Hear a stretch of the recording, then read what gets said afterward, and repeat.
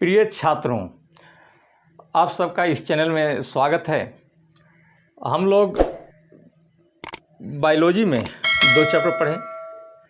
जो सेल और टिश्यू था, बहुत इंपॉर्टेंट टॉपिक था। हर एक एग्ज़ाम में उससे क्वेश्चन पूछता है और क्रम से हम वीडियो बनाए हैं एकदम सीरियल से। उस सीरियल को आप देखते रहेंगे, क्वेश्चन बीच बीच से भी निकलेगा। लास्ट चैप्टर के लास्ट में क्वेश्चन भी निकाले हैं, उसको भी हम लोग देखते जाएंगे। और उसके बाद फिजिक्स में देखें, फिजिक्स में करंट इंपॉर्टेंट टॉपिक था, करंट भी देखें। करंट में और भी टॉपिक हैं जो केमिस्ट्री के बाद दिखाएंगे ना, ये जारी रहेगा परीक्षा तक। इसको ध्यान से देखेंगे। एनटीपीसी रेलवे हम लोग का आसान हो जाएगा। 30% मुश्किल से विद्यार्थी हैं जो बहुत जुझारू होते हैं और उसी में मेन कंपटीशन आपका है। 70% अभी भी शेर व शायरी के शौकीन हैं और अच्छे अच्छे बातों की शौकीन हैं, तो वे लोग ऐसे ही फंसे रहते हैं अच्छे शौकीन बातों में या शेर व शायरी में फंसे रहते हैं। इस चलते आपको बहुत ज़्यादा टसल नहीं है। और साइंस अगर मजबूत होता है तो पॉजिटिव आपके लिए हो जाएगा और रिजल्ट देना आपका आसान हो जाएगा। तो चैप्टर वाइज सब देखते जाएंगे। टेस्ट ले रहे हैं, आज 8 टेस्ट हम लोग का हो चुका है। 8 टेस्ट का डिस्कशन देखते रहेंगे, तो इससे आपका साइंस मजबूत हो जाएगा और परीक्षा के लिए कभी हम लोग को सोचना नहीं है। एग्ज़ाम आएगा, आराम से हम लोग परीक्षा देंगे और उसमें सफल होंगे। तो इसके लिए आपको कुछ करना होगा, हमको प्रोत्साहन देना होगा। और प्रोत्साहन बढ़ाने के लिए शेयर करेंगे, सब्सक्राइब करेंगे, लाइक करेंगे। इससे हम और ज़्यादा प्रोत्साहित होंगे और ज़्यादा से ज़्यादा क्वेश्चन निकालते रहेंगे और दिखाते रहेंगे। तो आज हम लोग को पढ़ना है केमिस्ट्री का एक चैप्टर है, अम्ल, क्षार और लवण। तो इससे भी क्वेश्चन बहुत अच्छा पूछता है, अच्छा चैप्टर है। तो अम्ल, क्षारक एवं लवण यानी एसिड, बेस एंड साल्ट। अब एक एक करके सब दिखाएंगे कि अम्ल क्या है, क्षारक क्या है, लवण क्या है, अम्ल किस में पाया जाता है, कौन कौन से अम्ल होते हैं, ये पूरी जानकारी हम लोग लेंगे। क्योंकि एग्ज़ाम में अब डिटेल पूछता है, कहीं से भी पूछता है, कंसेप्चुअल पूछता है। ये चलते बुझौनियाँ बुझाने से सब काम नहीं चलता है ना। बहुत से लोग देखते हैं कि बुझौनियाँ बुझा करके, शेरो शायरी करके विद्यार्थी को लुभाए रहते हैं। तो विद्यार्थी को लुभाते नहीं हैं, बल्कि उनके भविष्य से खिलवाड़ करते हैं और उनका भविष्य अंधकार में रह जाता है। आज 10-12 साल से भी देखते हैं पटना में लोग तैयारी कर रहे हैं। तो 10 साल से क्या कर रहे हैं, तो ये शेरो शायरी करेंगे। कोई टीचर अय्या गैया दैया के करते हैं तो उसमें लोग लगे रहते हैं, बड़ा बढ़िया लोग पढ़ाया क्या, तो वीडियो लगा, बहुत बढ़िया लगा, कैसे बोले अय्या के अय्या, दैया के दैया। तो अय्या दैया में अपना समय लोग नष्ट कर दे रहे हैं और लास्ट में वो लोग रोड पर भटकते रहते हैं, कहते हैं सरकार नौकरी नहीं दे रही। सरकार नौकरी क्यों नहीं देगी, आप उसके लिए तत्पर हैं। और कोई कंपटीशन बहुत टफ नहीं होता है, कोई चीज़ असंभव नहीं है, वो संभव है और संभव करके आपको दिखाना है। और मेरी कामना है कि आप जो परीक्षा दें उसमें सफलता हासिल करेंगे। तो अब हम दिखाते हैं अम्ल। तो अम्ल के बारे में हम लोग क्या कहेंगे कि अम्ल वह पदार्थ है जो स्वाद में खट्टा होता है, नीले लिटमस पत्र को लाल करता है और जल में घुलकर हाइड्रोजन आयन प्रदान करता है। वो कहलाएगा क्या, अम्ल। जैसे HCl यानी हाइड्रोक्लोरिक अम्ल, H2SO4 सल्फ्यूरिक अम्ल, HNO3 नाइट्रिक अम्ल इत्यादि क्या है, अम्ल है, एसिड हैं जो जल में घुल करके हाइड्रोजन आयन भी देगा। इसके अतिरिक्त और भी अम्ल हैं जो इस प्रकार हैं। तो जैसे साइट्रिक अम्ल तो नींबू, संतरा और मौसमी में पाया जाता है। एसेटिक अम्ल सिरका में होता है। पूछता है कि सिरका में कौन सा अम्ल पाया जाता है, तो आंसर आपका हो जाएगा एसेटिक अम्ल। उसी तरह से लैक्टिक अम्ल तो खट्टे दूध में, दही में, ये में रहता है क्या, लैक्टिक अम्ल।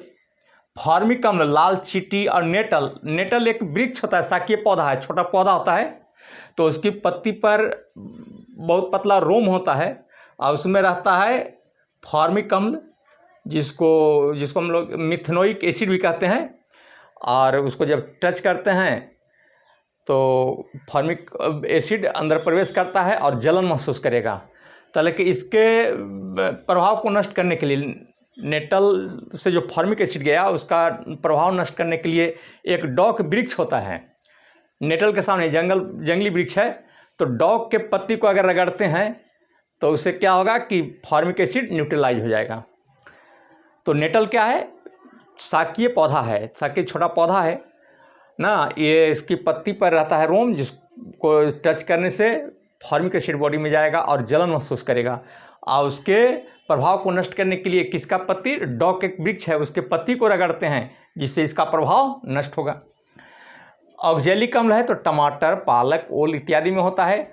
ऑक्जेलिक अम्ल की मात्रा अगर ज़्यादा लेते हैं, ज़्यादा ओल खाते हैं, टमाटर खाते हैं या पालक खाते हैं, तो वैसी स्थिति में पथरी हो सकता है, जिसको कहते हैं स्टोन। तो ऑक्जेलिक अम्ल की अधिकता से क्या होता है? स्टोन बनता है, जैसे गॉल ब्लाडर में हुआ, यूरिनरी ब्लाडर में हुआ, तो इसमें क्या होता है? पथरी बन जाता है। उसके बाद है टार्टरिक अम्ल, जो इमली, अंगूर इत्यादि में पाया जाता है। पूछता है कि इमली में कौन सा अम्ल पाया जाता है? तो टार्टरिक अम्ल। अब देखिए, खाने वाला सोडा जिसको कहते हैं सोडियम बाइकार्बोनेट या बेकिंग सोडा, और इसमें टार्टरिक अम्ल जो मिलाते हैं तो बेकिंग सोडा प्लस टार्टरिक अम्ल से बनता है बेकिंग पाउडर। और बेकिंग पाउडर का उपयोग बेकरी उद्योग में होता है, जहाँ ब्रेड बिस्किट बनता है। तो मैलिक अम्ल सेव में पाया जाता है। बेंजोइक अम्ल घास पात इत्यादि में पाया जाता है। तो इस तरह से अन्य प्रकार के अन्य प्रकार के अम्ल का भी हम स्टडी किए। तो ये क्या रहा? अम्ल। तो अम्ल के बाद अब देखेंगे क्षारक यानी बेस। क्षारक के बारे में क्या कहेंगे? क्षारक वह पदार्थ है जो स्वाद में तीखा होता है, तीखा यानी बिटर, कड़वा जो कहते हैं, तीखा होता है, लाल लिटमस पत्र को नीला करता है, तथा यह चिकना होता है, सौपी होगा ना, साबुन जैसा चिकना। यह अम्ल से भी क्रिया कर लवण बनाता है। साल्ट पढ़ेंगे तो दिखाएंगे कि कैसे अम्ल क्षार मिलकर लवण बनाता है। जैसे NaOH, KOH, ये सब क्या है? भस्म है या क्षारक हैं। और एक चीज़ देखना है कि जल में घुलनशील भस्म या जल में घुलनशील क्षारक को हम लोग कहते हैं क्षार यानी अल्कली। अल्कली एक तरह का भस्म ही है, लेकिन जो भस्म जल में घुल जाता है उसका नाम क्षार है, यानी अल्कली है। ALKALY, अल्कली है। जैसे NaOH, तो इसका यानी कि सभी क्षार भस्म है। घुलनशील भस्म को हम लोग क्षार कह रहे हैं, तो इसका यानी कि सभी क्षार भस्म है, लेकिन सभी भस्म क्षार नहीं है। क्यों? क्योंकि सभी भस्म जल में घुलनशील नहीं है। जैसे जिंक ऑक्साइड, फेरस ऑक्साइड, ये जल में घुलनशील नहीं है, तो भस्म है लेकिन क्षार नहीं है। तो ये देखें अभी क्या? अम्ल, क्षार ना। जैसे आप मिर्च खाते हैं तो तीखा लगता है, तो उसमें कैप्सिन नामक क्षार है, जिसके कारण आपको तीखापन लगता है। तो ये अम्ल देखे और क्षार देखे। अब भिन्न भिन्न वैज्ञानिकों ने अम्ल की परिभाषा फिर भिन्न भिन्न प्रकार से दिया है, क्षार की परिभाषा भिन्न भिन्न प्रकार से दिया है। तो हम एक एक करके दिखाएंगे। पहले दिखाएंगे आर्हेनियस का सिद्धांत, मैंने आर्हेनियस ने अम्ल के बारे में क्या बतलाया और क्षार के बारे में क्या बतलाया। अब आर्हेनियस का सिद्धांत देखेंगे कि आर्हेनियस ने अम्ल के बारे में क्या कहा, क्षार के बारे में क्या कहा। पूछता है कि आर्हेनियस के अनुसार अम्ल वह पदार्थ है जो OH- आयन त्यागता है, जो H+ आयन त्यागता है, H- आयन त्यागता है। इस तरह का चॉइस रहेगा। तो हमको देखना है कि आर्हेनियस का सिद्धांत में कि अम्ल वह पदार्थ है जो जल में घुलकर हाइड्रोजन आयन प्रदान करता है। जैसे HCl, HNO3, H2SO4, ये टूट कर क्या देता है? H+ ion.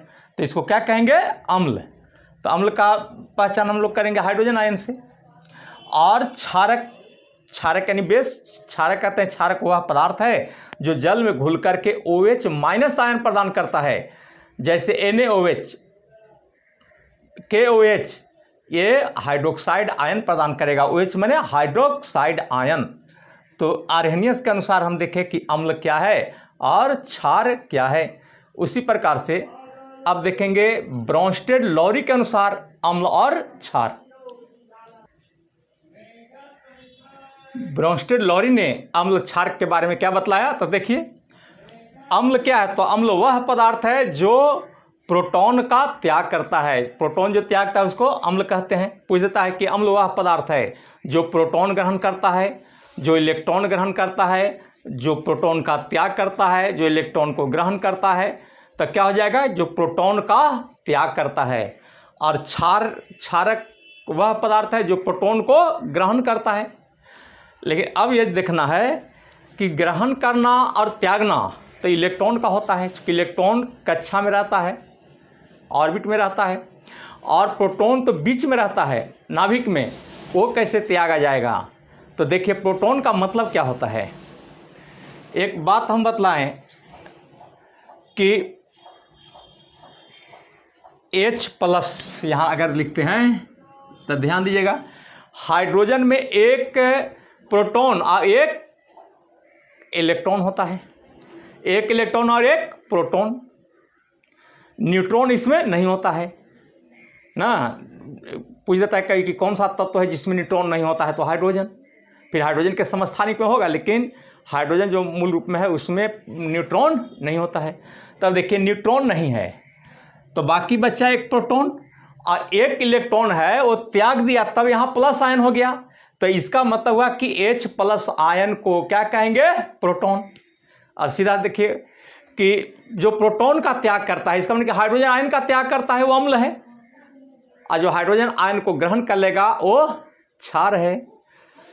तो H+ आयन को कहते हैं हम लोग क्या, प्रोटॉन। पूछता है कि निम्नलिखित में कौन सा प्रोटॉन है, 4 चॉइस रहेगा। तो H+ आयन को प्रोटॉन कहते हैं।